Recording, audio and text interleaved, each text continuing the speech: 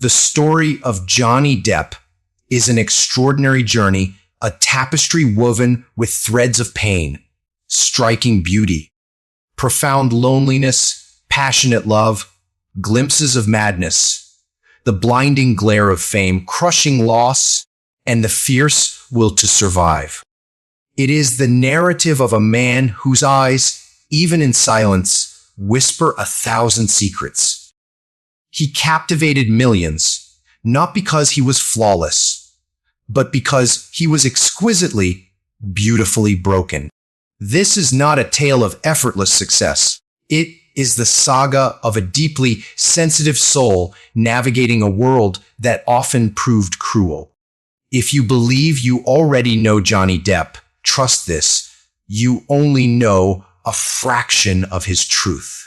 This story will also offer you a chance to improve your English by immersing yourself in simple, clear, and engaging sentences as we explore the remarkable life of Johnny Depp. Let us begin. Johnny Christopher Depp was born on June 9, 1963 in Owensboro, Kentucky, USA. The youngest of 4 children, his early life was anything but soft or sweet. His family was poor, and they were constantly on the move. Can you imagine how many times he changed homes before he was even a teenager? More than 20 times. This relentless movement meant he never felt stable, never formed lasting friendships. He grew up feeling like a perpetual visitor in his own life. His mother, Betty Sue, was a hardworking waitress, but her emotional abuse left deep scars. She would hide him, insult him, and make him feel small and unwanted. His father, John Depp Sr., a civil engineer, was a quiet man who rarely confronted conflict. One day, he simply walked away, leaving a 15-year-old Johnny to shoulder the responsibility of protecting his family. Johnny described his childhood as a landscape of violence, sadness, and profound silence. Finding no peace within his home, he sought solace elsewhere. At the age of 12, something truly magical happened. His mother gifted him a guitar. He had no idea how to play it, but the moment he held it, he felt an undeniable connection. He retreated to his room and spent hours just strumming, listening, and learning. Music became his most trusted friend, his escape, his path to healing. By 16, Johnny had dropped out of high school. He had no desire for academic pursuits. His sole ambition was to make music. He joined a rock band called The Kids, performing in dimly lit bars and clubs. He lived in a tiny apartment, often eating very little, chasing a dream that felt almost impossible. But he didn't care. Music was his entire world. At 20, Johnny married Lorianne Allison, a makeup artist 5 years his senior. She supported him, but their marriage, though not perfect, lasted only 2 years. Yet, Lori played a pivotal role that changed Johnny's life forever.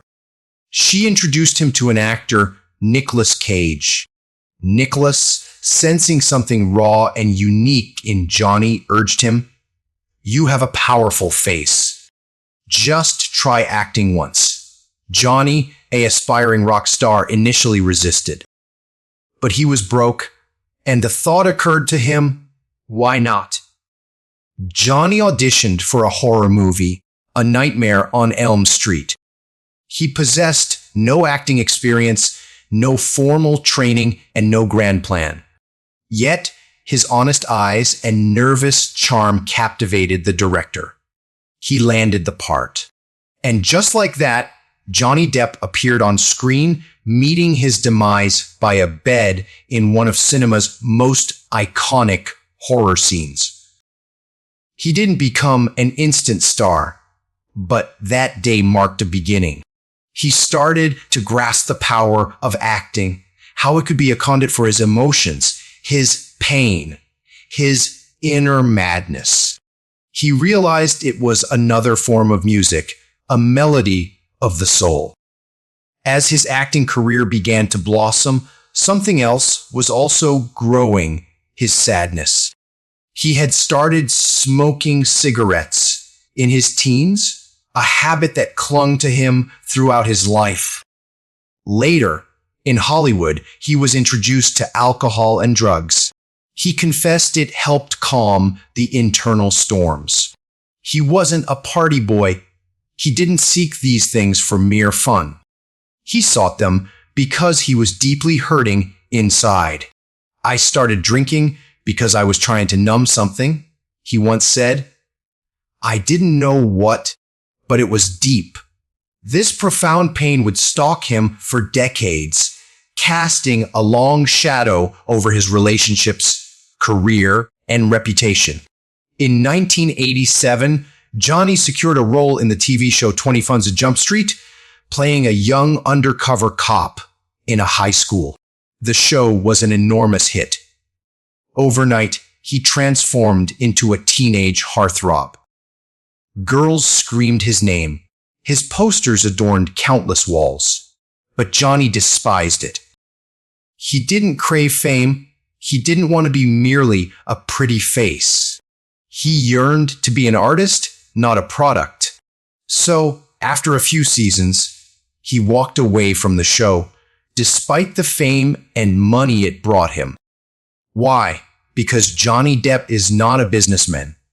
He is a poet with a broken guitar. In 1989, at a movie premiere, Johnny saw her, Winona Ryder. He was 26, she was 17. Their eyes met and an undeniable spark ignited. They began dating, and within a year, they were engaged. Johnny declared, "I had never been in love before. Not like this." He tattooed Winona Forever on his arm, held her hand on every red carpet, and called her his soulmate. But the relentless pressures of fame, their age difference, and the intensity of their world ultimately broke them. In 1993, they separated. Johnny was devastated. He altered his tattoo to "We Know Forever," a sad joke that barely concealed a shattered heart. This marked his first profound heartbreak. Johnny also owned a notorious Hollywood club called the Viper Room. In 1993, his friend, actor River Phoenix, tragically died of a drug overdose outside Johnny's club. Johnny was shocked, broken, and consumed by guilt. He closed the club for a week, retreated from the public eye, and spiraled deeper into alcohol, isolating himself and playing melancholic songs on his guitar late into the night. He once admitted, "There's a huge sadness that never leaves me, but I learned how to live with it." After the agony of losing Winona Ryder and witnessing his friend River Phoenix's death, Johnny Depp entered a dark space within his mind. He continued to work, continued to move, but something fundamental inside him had irrevocably changed. He was now searching not for fame, not for money, but for a deeper meaning. And then, like a strange miracle, he encountered a man who understood him without the need for words. In the early 1990s, Johnny met Tim Burton, a film director with wild hair and even wilder dreams. Tim was unlike any other director Johnny had encountered: strange, quiet, immensely creative, and brimming with imagination. He looked at Johnny and saw something beautifully broken. Tim offered Johnny the lead role in a new movie, Edward Scissorhands, the story of a boy created in a lab with scissors for hands. Edward was quiet, kind, gentle, yet inherently dangerous. He couldn't touch anyone without causing harm. It was a perfect match. Johnny read the script and wept. He declared, "Edward is me. He speaks through his eyes. He feels too much. He doesn't belong." When the movie was released in 1990, it became an instant masterpiece. Johnny's performance touched millions. He wasn't merely acting, he was Edward. This was more than just a movie. It was Johnny's rebirth. He and Tim Burton forged a deep friendship, like family. They would go on to collaborate on 8 films, including Sleepy Hollow, 1999, Charlie and the Chocolate Factories, 2005, Corpse Brides, 2005, Sweeney Todd's, 2007, and Alice in Wonderland, 2010. Each film was strange, dark, and profoundly artistic, and Johnny poured his soul into every character. After Winona, Johnny found love again, this time with supermodel Kate Moss. They were both famous, beautiful, and surrounded by a palpable aura of chaos. Their relationship was intensely passionate, yet wild and unpredictable. They fought, they laughed, they cried, sometimes openly in public. In 1994, Johnny was arrested for extensively damaging a hotel room in New York. When police arrived, the room was a scene of utter destruction, furniture smashed, glass shattered everywhere. Kate sat quietly on the bed, unharmed.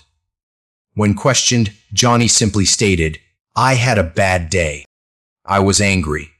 That's it." He paid $10,000 in damages and left. But that night became one of Hollywood's most talked about stories. Their relationship lasted 4 years. Kate later confessed that Johnny was the only man who truly cared for her. But she lost him and a part of herself when they broke up. In 1998, everything shifted once more. Johnny was filming in France when he met Vanessa Paradis, a French singer and actress. She was soft-spoken, elegant, and distinctly different from anyone he had ever known. They began dating, and in 1999, Johnny became a father for the first time with the birth of his daughter, Lily Rose Melody Depp. 3 years later, they welcomed a son, Jack Depp. Johnny said, "The birth of my daughter gave me life. It was like my heart moved outside of my body and now lives in someone else." He stopped partying, significantly reduced his drinking, and focused entirely on being a father.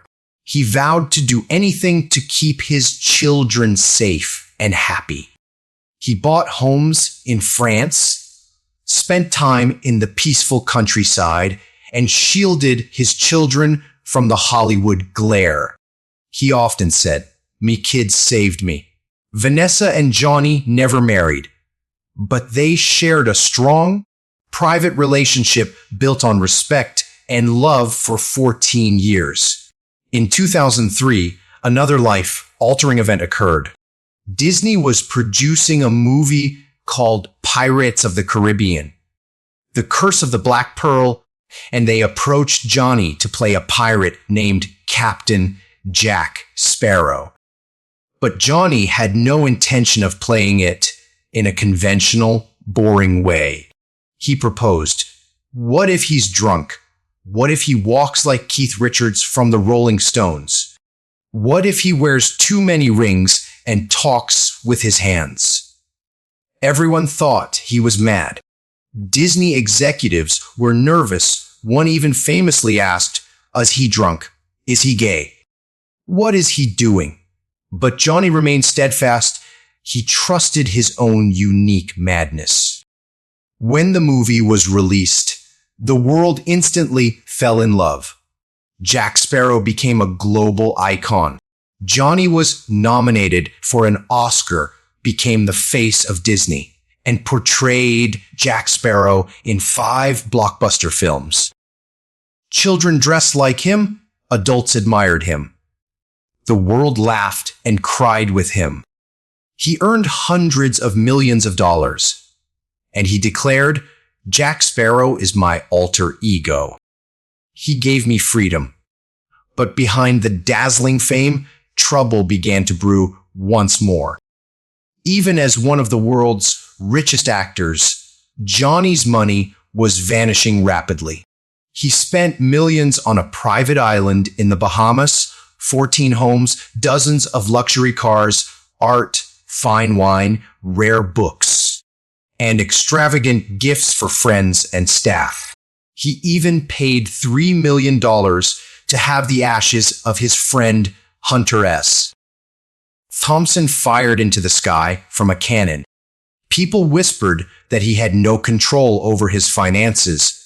His spending was emotional, not logical. Simultaneously, his drinking habits resurfaced.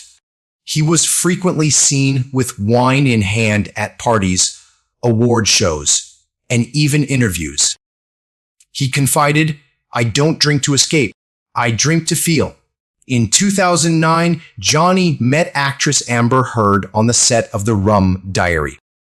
She was beautiful, younger, confident, and strikingly different from Vanessa.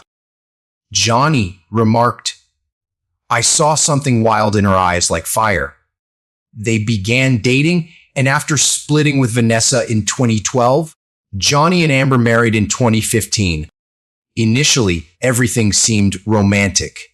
But soon, the relationship spiraled into toxicity.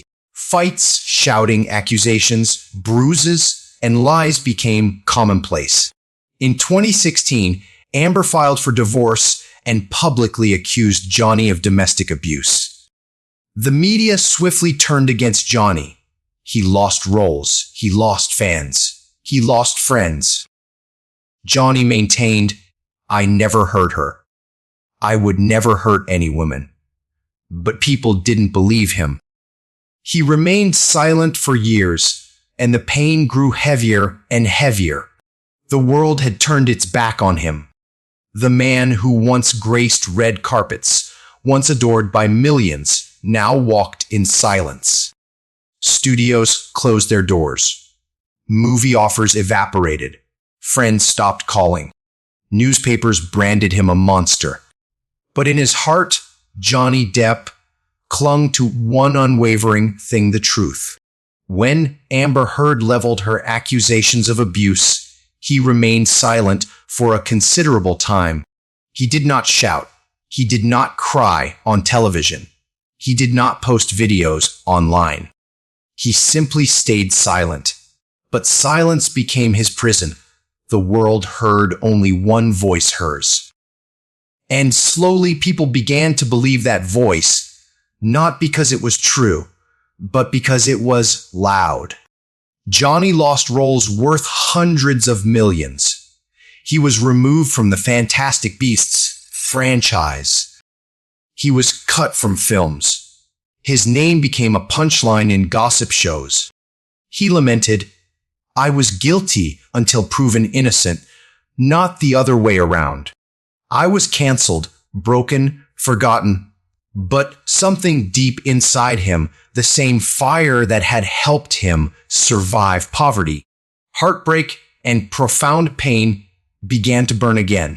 He declared, "If I don't speak now, my children will grow up believing their father is a monster.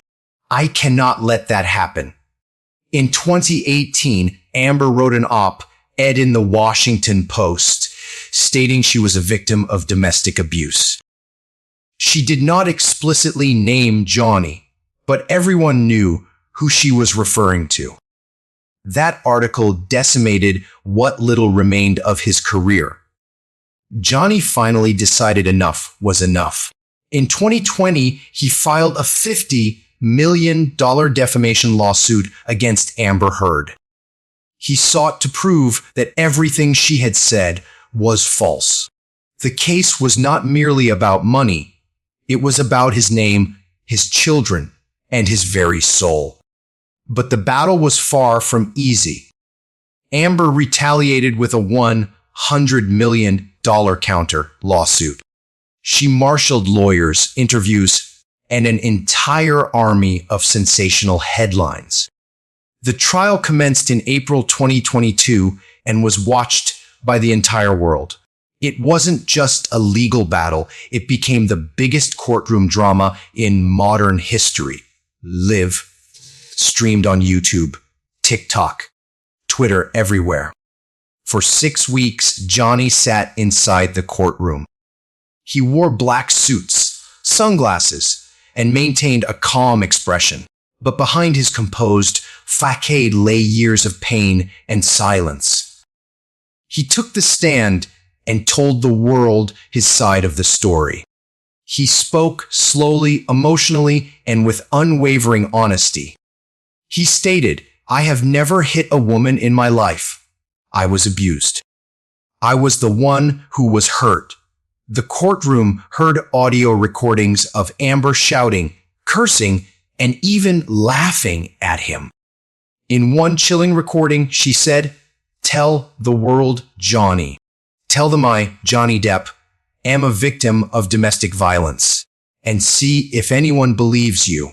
That single line shocked millions. People around the world suddenly began to listen. This was not the story they had been told. This was something darker, deeper, and profoundly different. As the trial went viral, millions of fans rallied to support Johnny. They created fan art songs, videos, and hashtags like #Justice for Johnny Depp. TikTok was flooded with clips from the courtroom. People watched the trial live for hours every day. Even psychologists, lawyers, and celebrities began offering their opinions. Johnny never asked for their support, but the people gave it because they could sense the truth. One fan articulated, "We grew up with this man. He made us laugh, cry, and dream. We won't let him be destroyed like this." On June 1st, 2022, the jury finally delivered their decision. Johnny Depp had won. They declared Amber's claims false, damaging, and intentionally hurtful. Johnny was awarded $10 million in damages. Amber received only $2 million for a minor part of her counter claim. Johnny did not scream. He did not jump. He simply smiled, a quiet, peaceful smile. Because this was not about money. This was about freedom. He stated, "The truth is all I ever wanted. The truth never perishes." It was over. The long, painful war had concluded, and Johnny Depp walked out of the courtroom a free man, his head held high, his heart proud, and his truth shining for the whole world to see. Johnny Depp had survived the storm. But what does one do after winning the fight of a lifetime?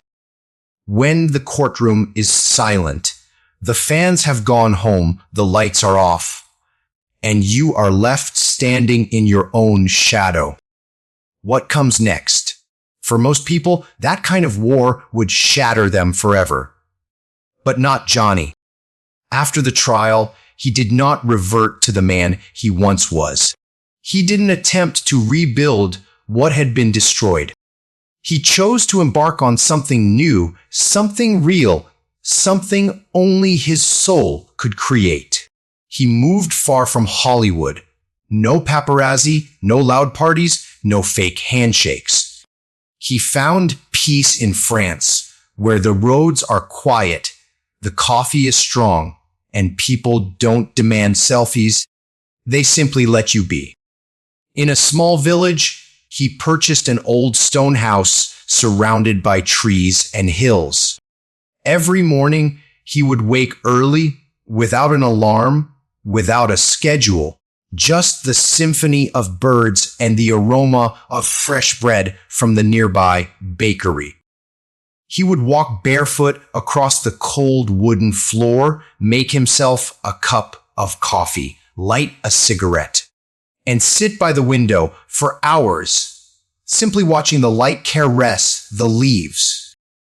For the first time in years, he was alone with his soul, and it was no longer screaming. It was quiet. It was healing. Within that quiet, Johnny began to paint. Not merely for enjoyment, he painted as if his very life depended on it. He painted faces, emotions, memories, wounds. He painted the people who inspired him: Bob Marley, Hunter S. Thompson, Keith Richards, Heath Ledger. With every brushstroke, he poured out the unspoken things, the feelings he could never articulate in words. He said, "Painting saved me. It gave me peace when everything else tried to destroy me."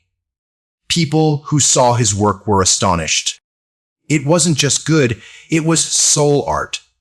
His paintings were displayed in galleries. One of his art collections sold out in hours, earning over $3 million in a single day. But for Johnny, it was never about money. It was about truth. Just like his movies, just like his music, just like his life. At night, Johnny would play guitar. Not for an audience, not for applause, but for the stars, the moon, and the ghosts of his memories. He rejoined his rock band, Hollywood Vampires, and embarked on a tour across Europe. He shared the stage with legends like Alice Cooper and Joe Perry. Thousands of fans screamed his name. But on stage, Johnny wasn't Captain Jack Sparrow. He wasn't the Hollywood actor. He was just a boy with a guitar playing the music that had kept him alive during the darkest nights. After the shows, he wouldn't attend lavish parties. He would sit backstage with a glass of wine, laughing with his old bandmates, sharing stories about love, loss, and the strange beauty of being misunderstood. He started undertaking small film projects again, but not for major studios. He acted in John du Barry, a French film where he portrayed King Louis XV. The film opened at the Cannes Film Festival and received a 7-minute standing ovation. But Johnny didn't smile excessively. He simply bowed, looked at the crowd with tired eyes, and left. Someone asked him, "How do you feel about being back?" He replied, "I never left. I was just invisible." That's the essence of Johnny. Even in silence, he is still there, watching, feeling, living. In his personal life, Johnny did not rekindle any past relationships. He had many beautiful women in his life, but he said, "I'm not looking for a partner to complete me. I'm trying to complete myself." He spent more time with his children, especially his son, Jack, who chose to remain out of the spotlight. With Lily Rose, he shared long talks about art, fame, and how to protect your heart in a world full of noise. He stated, "My kids are my greatest creation. More than any movie, more than any role, they saved me." Behind closed doors, Johnny still faced difficult days. Some nights were lonely. Some mornings were heavy. The scars didn't magically disappear. The betrayal didn't vanish. The pain didn't fully heal, but he learned to live with it, not against it. He learned to accept the silence. He learned to cry without shame. He learned to laugh again, not because life was perfect, but because he was finally free. He wrote letters. He painted faces. He read poetry. He adopted more dogs. He drank tea in the morning instead of rum. He kissed his guitar goodnight. He no longer chased awards, headlines, or people's approval. He chased truth. And that made him the most dangerous man in Hollywood, a man who doesn't need the system to survive. And now, the world views Johnny differently. Not just as a movie star, not just as Jack Sparrow, not just as a man who won a trial, but as a living legend, a symbol of how to rise after the world tries to burn your name. Young artists proclaim, "If Johnny can survive what he did, then I can too." Fans declare, "He taught me to fight for my truth, even when no one believes me." Mothers say, "He reminds me that kindness doesn't mean weakness." Fathers say he shows my son what it means to be strong without being cruel. Johnny doesn't care about being remembered, but he will be. Not because of fame, not because of fortune, but because he walked through fire and emerged with a heart still beating. His story is not merely a biography. It's a powerful message to everyone who has ever been broken, betrayed, silenced, or shamed. You can lose everything: your name, your work, your friends. But as long as you hold on to your truth, no one can truly destroy you. Johnny Depp didn't just live.